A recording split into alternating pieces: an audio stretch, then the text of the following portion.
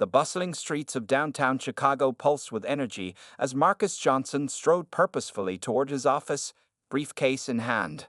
At first glance, he looked like any other executive starting their day, crisp suit, polished shoes, phone in hand. But Marcus wasn't just any executive. As the newly appointed CEO of TechInnovate, one of the city's fastest-growing tech startups, he had shattered barriers and defied expectations. Marcus paused at a crosswalk, his mind racing with the day's agenda. Board meetings, quarterly reports, and strategy sessions filled his calendar. But something else nagged at him, a conversation from the night before that he couldn't shake. His college-aged daughter, Zoe, had called in tears, recounting a racist encounter she'd had at her part-time job. The pain in her voice had cut Marcus to his core, bringing back memories of his own struggles climbing the corporate ladder. As he waited for the light to change, Marcus noticed a commotion outside a nearby cafe. A middle-aged white woman with a severe bob haircut was berating a young black barista, her voice shrill and cutting through the morning air. "I said I wanted almond milk, not this garbage. Can't you people get anything right?" Marcus felt his jaw clench. He'd seen this scene play out far too many times before. The woman's words were like daggers, each one a painful reminder of the casual racism that still plagued society. He watched as the barista, barely out of her teens, struggled to maintain her composure. Without thinking, Marcus changed course. He couldn't stand by and watch this unfold. As he approached the cafe, he overheard more of the woman's tirade. "I want to speak to your manager right now. I'll have your job for this incompetence." Taking a deep breath, Marcus stepped forward. "Excuse me," he said, his voice calm but firm. "Is there a problem here?" The woman, whom Marcus mentally dubbed Karen, whirled to face him. "Stay out of this," she snapped. "This doesn't concern you." Marcus felt a familiar tightness in his chest, the weight of countless microaggressions and blatant discrimination he'd faced over the years. But he also felt something else, a spark of an idea. He glanced at his watch, then back at the flustered barista. In that moment, he made a decision that would set in motion a series of events he couldn't have anticipated. "Actually," Marcus said, straightening his tie, "I believe it does concern me. I'm the district manager for this chain." The lie rolled off his tongue smoothly, born from years of navigating corporate politics. "Why don't you tell me what seems to be the issue?" Karen's demeanor shifted instantly, her anger now tempered with a hint of smug satisfaction. "Well, it's about time someone in charge showed up. Your employee here." She gestured dismissively at the barista. "Can't seem to follow simple instructions. I ordered an almond milk latte, and she gave me this undrinkable soy concoction." Marcus nodded, maintaining a neutral expression. "I see. And how did our staff attempt to rectify the situation?" The barista, her name tag reading Tasha, spoke up hesitantly. "Sir, I offered to remake the drink immediately and apologized for the mix-up. But Tasha trailed off, her eyes flickering nervously to Karen. "But I shouldn't have to ask twice," Karen interjected. "This is simply unacceptable. I'm a loyal customer, and I expect better service. Frankly, I'm not sure this girl is cut out for this job." Marcus felt a familiar fire ignite in his belly. He'd heard those words before, whispered in boardrooms and muttered in corner offices. The implication was always the same, that people who looked like him, like Tasha, somehow didn't belong. "I understand your frustration," Marcus said smoothly. "Customer satisfaction is our top priority. Why don't we step aside and discuss this further? I'd like to hear more about your experience." As he led Karen to a nearby table, Marcus caught Tasha's eye and gave her a reassuring nod. The young barista's relief was palpable, her shoulders relaxing slightly as she turned to help the next customer. Settling into his seat, Marcus studied the woman across from him.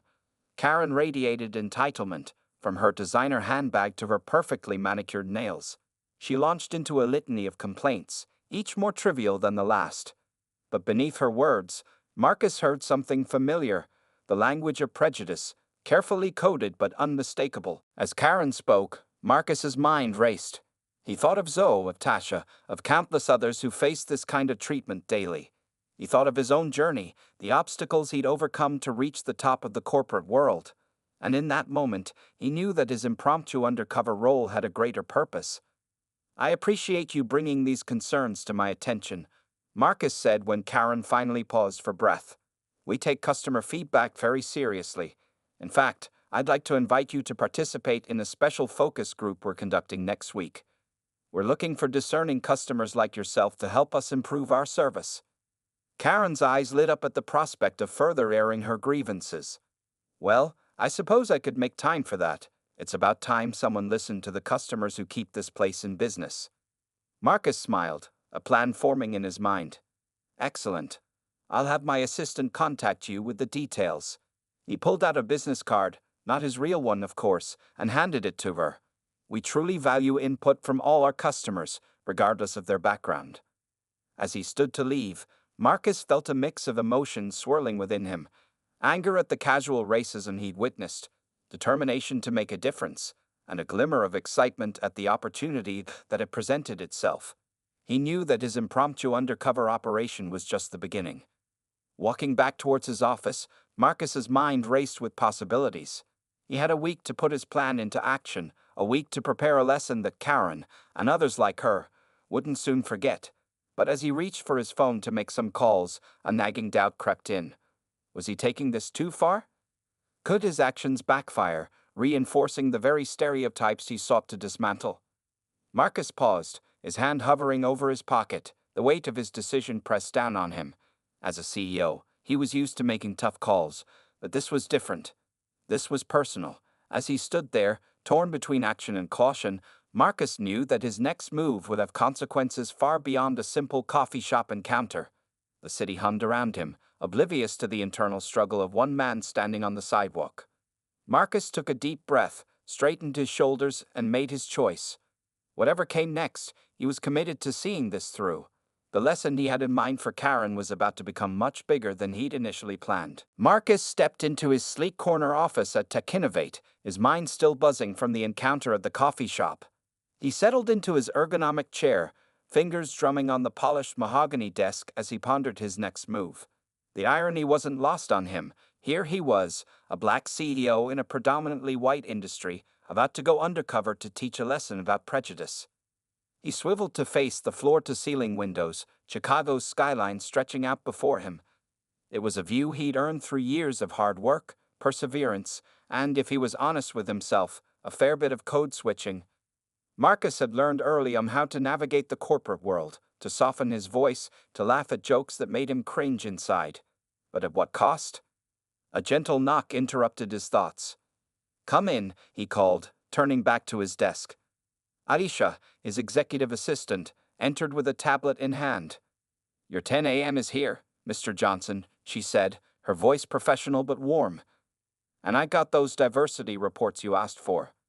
Marcus nodded, taking the tablet. "Thanks, Aisha, and please, it's Marcus. We've known each other too long for formalities." Aisha smiled, the corners of her eyes crinkling. She'd been with Marcus since the early days of Techinnovate, one of the few who'd believed in his vision when it was just a dream in a garage. "Old habits," she said with a shrug. "By the way, your daughter called, said it wasn't urgent, but she'd like you to call her back when you can." A pang of guilt shot through Marcus. In the whirlwind of the morning, he'd almost forgotten about Zoe's call from the night before. "I'll do that now," he said. "Can you push my 10 a.m. back 15 minutes? Once alone, Marcus dialed Zoe's number, his heart heavy. After a few rings, her voice came through, sounding more composed than the night before. "Hey, Dad," Zoe said. "You didn't have to call back so soon. I know you're busy." Marcus leaned back in his chair. "Never too busy for you, Zoe.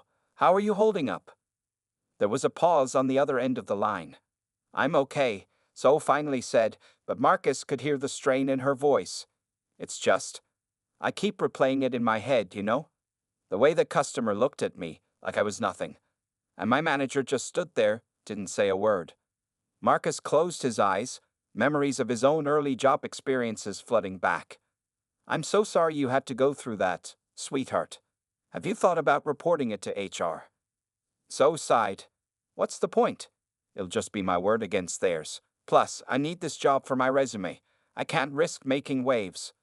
The familiar mix of anger and helplessness welled up in Marcus. He worked his whole life to create a better world for Zoe, yet here she was, facing the same battles he had. "Listen," he said, An idea forming. What if I came down to your work sometime just to see how things are run? Dad, no, Zoe protested. I don't need you to swoop in and save me. I can handle this. Marcus smiled despite himself. Zoe had inherited his stubborn streak. I know you can, Zoe, but humor your old man, okay? I promise I'll be discreet. After a bit more convincing, Zoe reluctantly agreed. As Marcus hung up, he felt a renewed sense of purpose. His plan for Karen was taking shape, but now he saw it as part of a larger mission. It wasn't just about teaching one person a lesson, it was about changing the system. The rest of Marcus's day flew by in a blur of meetings and conference calls, but even as he discussed profit margins and market expansions, part of his mind was working on his undercover plan.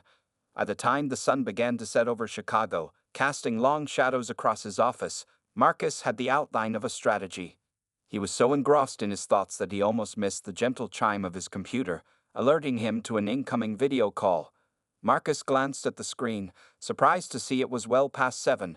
He quickly accepted the call, and the familiar face of his mentor, Dr. Eleanor Richards, filled the screen. Marcus? My boy, Eleanor said, her silver hair gleaming in the light of her own office. I was beginning to think you'd forgotten about our check-in. Marcus ran a hand over his face, suddenly aware of how tired he felt. Sorry, Eleanor. It's been quite a day. Eleanor peered at him through her glasses, her keen eyes missing nothing. I can see that. Want to talk about it? For a moment, Marcus hesitated. Then, the whole story came pouring out. The incident with Karen, his impromptu undercover act, Zoe's situation, and his evolving plan. Eleanor listened without interrupting, her expression thoughtful. When Marcus finished, Eleanor was quiet for a long moment. You're playing a dangerous game, Marcus, she finally said. I understand your motivations, but have you considered the potential consequences, not just for yourself, but for your company? Marcus leaned forward, his elbows on the desk. I have to do something, Eleanor. I can't just sit back and watch people like Zoe and Tasha suffer the same indignities I did. What's the point of all this success if I can't use it to make a difference? Eleanor nodded slowly. I hear you, Marcus. But remember, change doesn't always come from grand gestures. Sometimes it's the small, consistent actions that truly move the needle. As they continued to talk, Marcus felt some of the tension leave his shoulders. Eleanor had always had that effect on him, ever since she'd taken him under her wing as a young, ambitious intern. Her guidance had been instrumental in his rise to the top, and even now, her words gave him pause. Whatever you decide, Eleanor said as their call wound down. Just be careful. You've worked too hard to get where you are. Don't let one misguided person jeopardize everything you've built. After saying goodbye, Marcus sat in the growing darkness of his office, Eleanor's words echoing in his mind. She was right. He did have a lot to lose. But as he thought of Zoe, of Tasha, of countless others facing discrimination every day, he knew he couldn't back down. With renewed determination, Marcus pulled out his phone and dialed a number. After a few rings, a gruff voice answered. Yeah? Pete. Marcus said, It's Marcus Johnson. Remember that favor you owe me. I'm calling it in. As he outlined his request, Marcus felt a mix of excitement and apprehension. He was stepping into uncharted territory, risking his reputation and possibly his career. But deep down, he knew it was the right thing to do. By the time Marcus left his office that night, the city had transformed into a glittering landscape of lights. As he walked to his car, he felt the weight of his decision settling on his shoulders. The coming days would test him in ways he couldn't yet imagine, but he was ready for the challenge. What Marcus didn't know, as he drove home through the bustling streets of Chicago, was that his actions had already set off a chain of events that would reach far beyond a simple lesson for one prejudiced woman. Forces were aligning, both for and against him, and the stage was set for a confrontation that would shake the foundations of his carefully constructed world. As he pulled into his driveway, Marcus's phone buzzed with a text. It was from an unknown number, containing just 4 words. We know what's coming. He stared at the screen, a chill running down his spine. Suddenly, his plan didn't seem so straightforward anymore. The game had changed, and Marcus realized he might be in over his head. But there was no turning back now. The wheels were in motion, and he was committed to seeing this through, whatever the cost. The next morning, Marcus arrived at Techinnovate earlier than usual, his mind racing with plans and contingencies. As he stepped off the elevator, he nearly collided with Aisha, who was hurrying towards him with a worried expression. "Marcus, thank goodness you're here," she said, her voice low. "There's something you need to see." Frowning, Marcus followed her to his office. Once inside, Aisha closed the door and pulled up a news article on her tablet. The headline made Marcus's blood run cold. Tech CEO accused of discrimination cover-up. As he skimmed the article, Marcus felt a knot forming in his stomach. The piece was vague, with no names mentioned, but it alleged that a prominent Chicago tech company was systematically burying complaints of racial discrimination. The timing was too perfect to be coincidental. "This just broke an hour ago," Aisha said, watching Marcus's face carefully. "PR is already fielding calls. What do you want me to tell them?"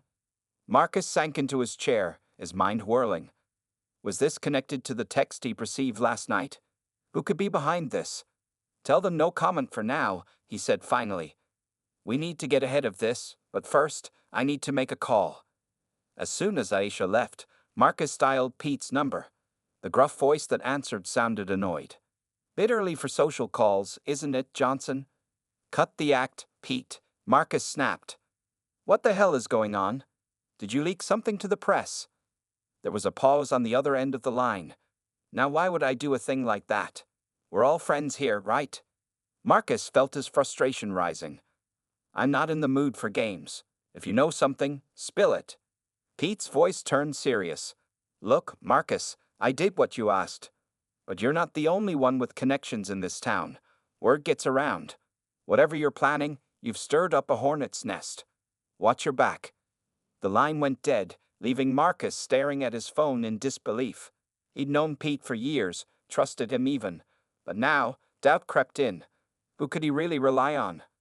As the day progressed, the story gained traction. Marcus found himself bouncing between damage control meetings and hushed conversations with his legal team. By lunchtime, his plan to teach Karen a lesson seemed like a distant memory, overshadowed by the very real threat to his company and reputation. In a rare moment of quiet, Marcus's thoughts turned to Zoe. He hadn't told her about his plan, wanting to protect her from any potential fallout. Now he wondered if he'd made the right choice. Pulling out his phone, he typed out a quick message. "Hey Zoe, can we grab dinner tonight? There's something I need to talk to you about." Her reply came almost instantly. "Sure, Dad. Everything okay?" Marcus stared at the screen, unsure how to respond. Before he could decide, there was a knock at his door. He looked up to see Janet from HR standing there, her expression grim. "Mr. Johnson, we have a situation," she said, closing the door behind her. "An employee has come forward with allegations of racial discrimination. She's threatening to go public unless we meet her demands." Marcus felt the room spin. "Who?" he managed to ask. Janet hesitated. "Tasha Williams, the barista from the cafe downstairs." The pieces began to fall into place in Marcus's mind. Tasha must have recognized him, despite his act. But why come forward now? And with allegations against the company? It didn't make sense. As Marcus grappled with this new development across town, Karen sat in her living room, a smug smile playing on her lips as she watched the news unfold on her television. She reached for her phone, scrolling to a number she'd recently added to her contacts. "It's done," she typed. "Ball's in your court now." Meanwhile, in a small apartment on the south side of Chicago, Zoe paced back and forth, her phone clutched tightly in her hand. She'd seen the news, recognized the unnamed company as her father's, but it was the text she'd received moments ago that had her truly worried. "Your father's in trouble. Meet me at the usual place if you want to help him." The sender? Her estranged mother, a woman she hadn't spoken to in years. As the sun began to set over Chicago, the city buzzed with speculation and rumors. In boardrooms and back alleys, on social media, and in hushed phone calls, the story of Techinovate and its embattled CEO spread like wildfire. And at the center of it all, Marcus Johnson sat in his office, the weight of his choices pressing down on him. He'd set out to right a wrong, to make a difference. Now he found himself at the heart of a controversy that threatened everything he worked for. As he stared out at the darkening sky, Marcus couldn't shake the feeling that this was just the beginning. Whatever came next, he knew one thing for certain. The lesson he planned to teach had become something much bigger, much more dangerous than he could have ever imagined. His phone buzzed again. Another text from an unknown number. Ready for the next move. Marcus took a deep breath, his finger hovering over the screen. In that moment, he knew his response would set in motion events that would change his life forever. The question was he ready for what came next? Marcus stared at his phone, his thumb hovering over the reply button. The city lights flickered outside his office window, a stark contrast to the turmoil within. With a deep breath, he typed, "I'm listening." The response was immediate. Parking garage. Level B2, 30 minutes. His heart racing, Marcus grabbed his coat and headed for the elevator. As the doors closed, he caught a glimpse of his reflection, a man on the edge, about to take a leap into the unknown. The parking garage was eerily quiet at this hour. Marcus's footsteps echoed off the concrete walls as he made his way to level B2. The air was thick with the scent of motor oil and uncertainty. As he rounded a corner, a figure emerged from the shadows. "Hello, Marcus," said a familiar voice. Karen stepped into the dim light, her smile sharp and knowing. "Surprised to see me?" Marcus felt his jaw clench. "What's your game, Karen? Why are you doing this?" Karen's laugh was cold. "Oh, Marcus, did you really think you could play hero without consequences? I have friends in high places, friends who don't appreciate outsiders shaking things up." Before Marcus could respond, the sound of approaching footsteps caught their attention. To his shock, Tasha appeared, looking nervous but determined. "I'm sorry, Mr. Johnson," Tasha said, her voice barely above a whisper. "They said they'd help my family if I cooperated. I didn't know it would go this far." Marcus's mind raced, trying to piece together the puzzle. "Who's they, Tasha? What's really going on here?" Suddenly, the screech of tires filled the air. A black SUV sped into view, coming to an abrupt stop near them. The doors flew open, and several men in suits emerged, their expressions grim. "Marcus Johnson," one of them called out, flashing a badge. "We need you to come with us. We have some questions about your company's hiring practices." Marcus felt the blood drain from his face. This was spiraling out of control faster than he could have imagined. As the men approached, he noticed Karen slipping away, a triumphant smirk on her face. Just as Marcus was about to speak, another car burst onto the scene. To his amazement, Zoe leaped out, followed closely by a woman Marcus hadn't seen in years, his ex-wife Simone. "Dad," Zoe cried out, "don't say anything. We have proof that this is all a setup." Simone stepped forward, her eyes locked on the men in suits. "I suggest you gentlemen stand down, unless you want your involvement in this corporate espionage scheme splashed across every news outlet in the country." The atmosphere in the garage crackled with tension. Marcus looked from Zoe to Simone, then to Tasha and the increasingly uncertain-looking officials. What had started as a simple plan to teach one person a lesson had erupted into a full-blown conspiracy. "Everyone, just calm down," Marcus said, raising his hands. "There's clearly more going on here than any of us realized. Why don't we all take a step back and—" His words were cut off by the sudden wail of police sirens. Blue and red lights began to flash at the garage entrance, casting eerie shadows across the concrete pillars. "This is the Chicago Police Department," a voice boomed through a megaphone. "We have the building surrounded. All individuals in the parking garage, please remain where you are and keep your hands visible." The next few moments were a blur of motion and shouted orders. Marcus found himself being pulled in different directions, Zoe tugging at his arm, the suited men advancing, Simone trying to intervene. Tasha stood frozen, tears streaming down her face. In the chaos, Marcus caught sight of a familiar face among the approaching police officers. It was Pete, his expression a mix of concern and determination. Their eyes met across the garage, a silent exchange passing between them. As the police closed in, Marcus made a split-second decision. He broke away from the group, sprinting toward a service exit he'd noticed earlier. He could hear Zoe calling after him, the shouts of the officers, the pounding of footsteps in pursuit. Heart racing, lungs burning, Marcus burst through the door into a back alley. The cool night air hit him like a slap to the face. He paused for a moment, trying to get his bearings. The sound of approaching sirens filled the air from all directions. In that moment, standing alone in the alley with the world closing in around him, Marcus realized the true weight of his actions. He'd set out to make a difference, to stand up against injustice. Now he found himself at the center of a storm that threatened to sweep away everything he built.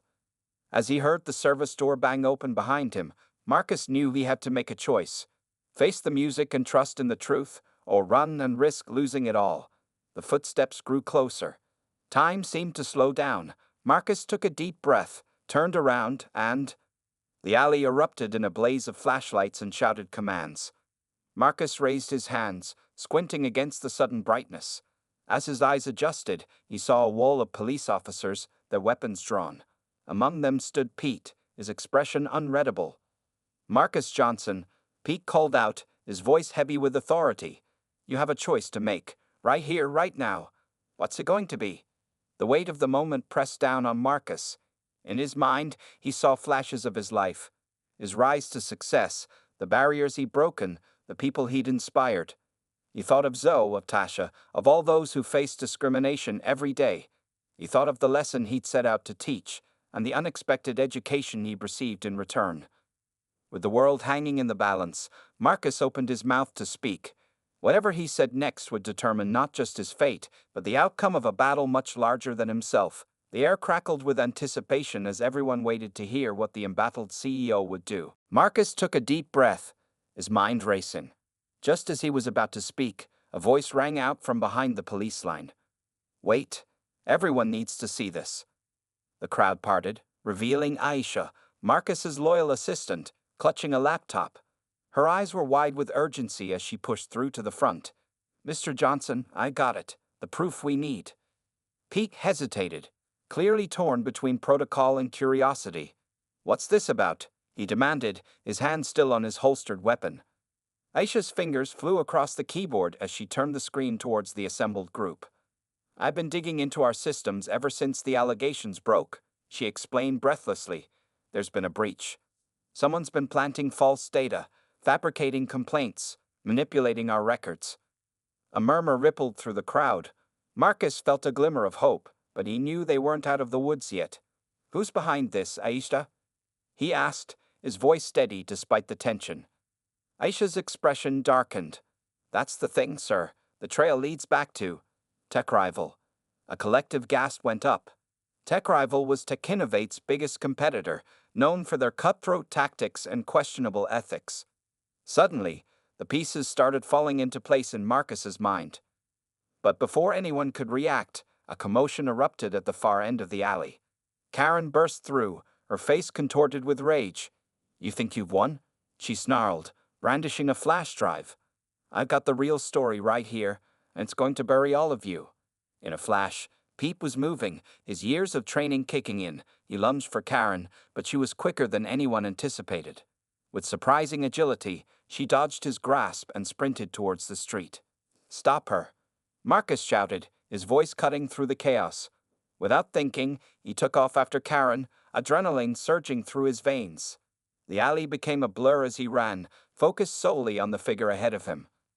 As they burst onto the main street, the scene that greeted them was surreal. News vans lined the curb, cameras flashing in the night.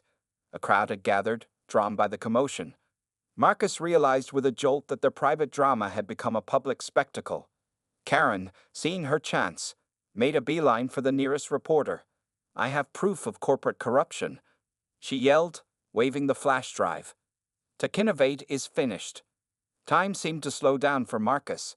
He saw the eager faces of the reporters, the confused onlookers, his daughter Zoe pushing through the crowd with a look of determination. In that moment, he knew that whatever happened next would define not just his future, but the future of everything he'd built. With a burst of speed he didn't know he possessed, Marcus closed the gap. Just as Karen reached the reporter, he caught up to her. But instead of grabbing the flash drive, he did something that surprised everyone, including himself. "Wait," Marcus called out, his voice carrying across the stunned crowd. "Before you do this, there's something you need to know." Karen froze, her finger poised over the flash drive. The reporter's camera zoomed in, capturing the tension etched on both their faces. The entire street seemed to hold its breath, waiting to see what would happen next. Marcus stood tall, his gaze sweeping over the assembled crowd. He saw faces filled with curiosity, skepticism, and hope. In that moment, he made a decision that would change everything. "The truth is," Marcus began, his voice steady and clear. There's more to this story than anyone realizes, and it's time for all of it to come out. The good, the bad, and the ugly. A hush fell over the crowd.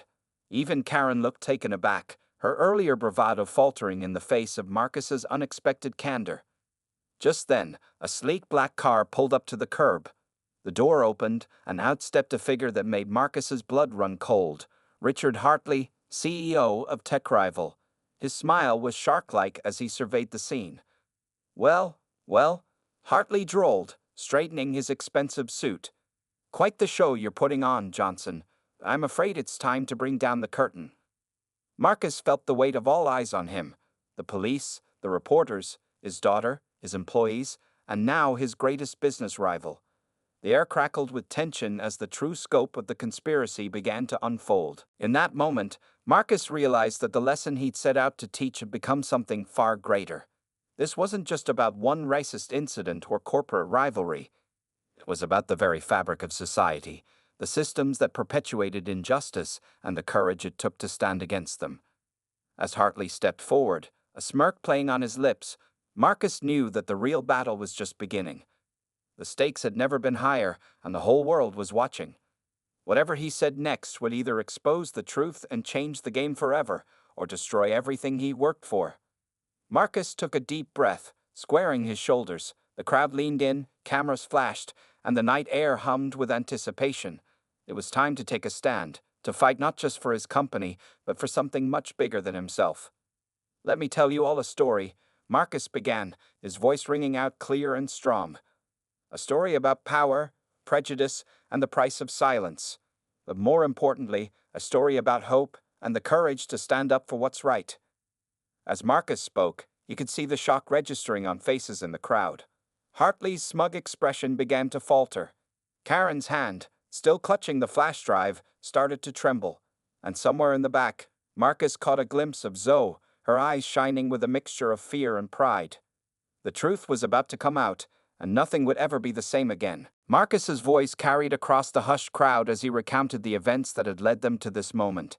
He spoke of the casual racism he witnessed, his impulsive decision to go undercover, and the unexpected chain of events it had set in motion. With each word, the tension in the air grew thicker. "But what I didn't realize," Marcus continued, his gaze sweeping over the rapt audience, "was that my little lesson was about to uncover something much bigger." He turned to face Hartley, whose composure was visibly cracking. "Isn't that right, Richard?" Hartley's eyes darted nervously, searching for an escape route. But Marcus pressed on, fueled by a mix of anger and determination. "You see, folks, Tech Rival wasn't just trying to discredit me or my company. They were covering up their own sins. A systemic pattern of discrimination that goes back years." A collective gasp rippled through the crowd. Cameras flashed furiously as reporters scribbled notes, their faces a mix of shock and excitement at the unfolding exposé. Marcus nodded to Aisha, who stepped forward with her laptop. "We have proof," he declared, "of altered hiring records, buried complaints, and a corporate culture that rewards prejudice while punishing those who speak out." As Aisha began displaying the evidence on a hastily erected screen, Marcus turned his attention to Karen, who stood frozen, the flash drive still clutched in her trembling hand. "And you," he said, his voice softening slightly, "you were just a pawn in their game. They used your prejudices, your anger, to further their agenda, but it's not too late to make this right." For a moment, Karen looked like she might bolt, but then, slowly, she extended her hand, offering up the flash drive. I didn't know," she whispered, her voice barely audible over the murmurs of the crowd. As Marcus took the drive, a commotion erupted at the back of the gathering. Pate pushed through, leading a team of officers. "Richard Hartley," he called out, his voice ringing with authority, "you're under arrest for corporate espionage, fraud, and conspiracy." The crowd parted as the police moved in. Hartley, his face a mask of fury, spat out, "You'll regret this, Johnson. You have no idea who you're messing with." But Marcus stood firm, unfazed by the threat. "No, Richard. You're the one who didn't know who you were messing with. Not just me, but every person who's ever been judged by the color of their skin rather than the content of their character." As Hartley was led away in handcuffs, a cheer went up from the crowd, Reporters surged forward, shoving questions, but Marcus held up a hand for silence. "This isn't the end," he said, his voice carrying a note of caution. "It's just the beginning. We've exposed one instance of corporate corruption and systemic racism, but there's still so much work to be done." He turned to face the assembled Techinovate employees, his gaze lingering on Tasha. "Starting tomorrow, we're implementing a full review of our policies and practices. We'll be setting up an independent committee to oversee hiring, promotions, and complaint resolutions. And we're establishing a fund to support minority-owned tech startups." Another cheer went up, louder this time. Marcus felt a hand slip into his and looked down to see Zoe standing beside him, her eyes shining with pride. "Way to go, Dad," she whispered. As the crowd began to disperse and the reporters rushed off to file their stories, Marcus felt a tap on his shoulder. He turned to find Karen standing there, looking uncomfortable but determined. "Mr. Johnson," she began, her voice wavering slightly. I owe you an apology. And not just for tonight. I've been wrong about a lot of things, and I want to make it right. If you'll let me, I'd like to volunteer for your new initiatives. I have a lot to learn, but I want to do better." Marcus studied her for a moment, then nodded. "It won't be easy," he warned, "but it's a start." As dawn began to break over the Chicago skyline, casting a warm glow over the scene, Marcus felt a sense of hope he hadn't experienced in years. The road ahead would be challenging, but for the first time in a long time, it felt like real change was possible. Suddenly, Aisha rushed up, her face pale. "Mr. Johnson," she said urgently, "you need to see this." She thrust her tablet into his hands, displaying a breaking news alert. Marcus's eyes widened as he read the headline. "Global Tech Consortium Implicated in Discrimination Cover-Up. Tech Rival Scandal Just the Tip of the Iceberg." He looked up, meeting Zoe's concerned gaze. "Dad," she asked, sensing his tension. "What is it?" Marcus took a deep breath, realizing that their night's work had uncovered something far larger and more insidious than anyone could have imagined. The lesson he'd set out to teach had become a global awakening, and he was at the center of it all. "It looks like our fight is just beginning," he said, his voice a mix of determination and awe. "Are you ready?" Zoe squeezed his hand, a fierce light in her eyes. "Always," she replied. As the sun rose higher, casting long shadows across the city streets, Marcus Johnson stood tall, ready to face whatever challenges lay ahead. The Undercover CEO had become an unexpected champion for change, and the world would never be the same. The following weeks were a whirlwind of activity for Marcus Johnson and Techinovate. As news of the scandal spread, it sparked a global conversation about discrimination in the tech industry. Marcus found himself at the center of a movement he never intended to start, but one he was determined to see through. Techinovate's offices buzzed with a new energy. The independent committee Marcus had promised was swiftly established, comprising a diverse group of experts in corporate ethics, civil rights, and human resources. They worked tirelessly, combing through years of records and interviewing employees at all levels. Tasha, the young barrister whose involvement had been crucial in uncovering the truth, was offered a position on the committee. Her first-hand experience and fresh perspective proved invaluable as they reshaped company policies. Karen, true to her word, volunteered to assist in the company's new initiatives. Her journey from antagonist to ally wasn't smooth, but her willingness to learn and change set an example for others. She worked closely with the HR department, helping to develop sensitivity training programs and mentorship opportunities for underrepresented groups. As for Marcus, he found himself juggling his roles as CEO, spokesperson for industry reform, and father with renewed vigor. The experience had changed him, opening his eyes to the power of his position and the responsibility that came with it. One sunny afternoon, as Marcus sat in his office reviewing the latest committee reports, there was a knock at his door. He looked up to see Zoe entering, a proud smile on her face. "Hey, Dad," she said, perching on the edge of his desk. "How's the revolution going?" Marcus chuckled, leaning back in his chair. "It's not a revolution, Zoe. It's evolution. Slow, sometimes frustrating, but necessary." Zoe nodded, her expression turning serious. "I've been thinking about what happened, about how it all started with you trying to teach one person a lesson. Do you ever wonder what would have happened if you hadn't stepped in that day?" Marcus was quiet for a moment, considering. I do, he admitted. But I've learned that sometimes the smallest actions can have the biggest consequences. We can't always predict the outcome, but we can choose to act with integrity and stand up for what's right. His daughter's eyes shone with admiration. You know, you've inspired a lot of people, Dad.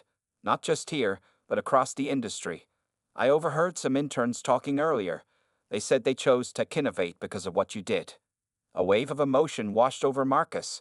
He'd been so focused on the challenges and the work ahead that he hadn't fully grasped the impact of his actions. That's, that's good to hear, he said, his voice thick with feeling. Just then, Aisha poked her head in. Mr. Johnson, sorry to interrupt, but the Global Tech Ethics Coalition is on line 1. They're requesting your input on their new industry-wide guidelines.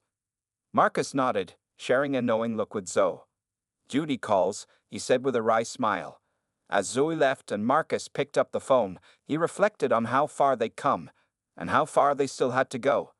The tech industry's problems wouldn't be solved overnight, but for the first time in a long time, real change felt possible. Weeks turned into months, and Techinovate's initiatives began to bear fruit. The company's diversity numbers showed marked improvement, and employee satisfaction scores were at an all-time high. Other tech firms, spurred by public pressure and Techinovate's example, began implementing similar programs. Marcus found himself increasingly in demand as a speaker and consultant. He shared Techinovate's story at conferences, universities, and even before Congress, advocating for stronger protections against workplace discrimination. One crisp autumn evening, Marcus stood at a podium in a packed auditorium, addressing a room full of eager young faces, the next generation of tech leaders. As he looked out at the diverse crowd, he felt a surge of hope for the future. When I started in this industry, he began, his voice carrying to the back of the room, I thought success meant climbing to the top, no matter the cost. But I've learned that true success isn't just about personal achievement. It's about lifting others up along the way, about using your position to create positive change. He paused, letting his words sink in. The tech industry has the power to shape our world in incredible ways. But with that power comes responsibility. We have a duty to ensure that the future we're building is one of equality, justice, and opportunity for all. As he finished his speech to thunderous applause, Marcus caught sight of a familiar face in the front row. It was Pete, the officer who had been there on that fateful night. They'd kept in touch over the months, with Pete offering valuable insights from his years in law enforcement. After the crowd dispersed, Pete approached Marcus, a hint of a smile on his usually stern face. Not bad, Johnson, he said, clapping Marcus on the shoulder. You've come a long way from that night in the alley. Marcus chuckled, shaking his head. We all have, Pete. We all have. As they walked out into the cool evening air, Pete grew serious. You know, what you've done, it's making a difference. We're seeing changes not just in the tech world, but in how people view these issues across the board. You should be proud. Marcus nodded, feeling the weight of Pete's words. I am, he said softly, but I'm also aware of how much work is still ahead of us. They parted ways, and Marcus found himself walking through the city streets, lost in thought. He passed bustling cafes and gleaming office buildings, each a reminder of the world he was working to change. As he neared Techinovate's headquarters, Marcus paused, looking up at the towering structure. The company logo shone brightly against the darkening sky, a beacon of innovation, and now of progress. He thought back to that day in the coffee shop, to the simple act of standing up against injustice that had set everything in motion. It hadn't been easy, and there had been moments when he doubted himself, when the challenges had seemed insurmountable. But standing there, looking at what they'd accomplished, Marcus knew it had all been worth it. His phone buzzed, pulling him from his reverie. It was a message from Zoe. Dinner tonight. The whole team wants to celebrate the new diversity hiring numbers. Marcus smiled, typing back a quick reply. As he pocketed his phone and headed towards the building, he felt a renewed sense of purpose. The journey was far from over, but with each step, they were moving closer to a more equitable and just future. The lesson he'd set out to teach had become a transformative experience, not just for one person or one company, but for an entire industry. And as Marcus Johnson, the once undercover CEO, stepped into the warm light of the lobby, he knew that the greatest chapters of their story were still to be written. The doors closed behind him, but the impact of his actions rippled outward, touching lives far beyond the walls of Techinnovate. In boardrooms and classrooms, in startups and tech giants, people were talking, learning, and changing. The conversation Marcus had started was now a movement, gaining momentum with each passing day. As night fell over the city, the lights of Techinnovate's offices burned bright, a testament to the work that continued, and a promise of the brighter future they were all striving to build. The Undercover CEO's lesson had become a legacy, one that would inspire generations to come.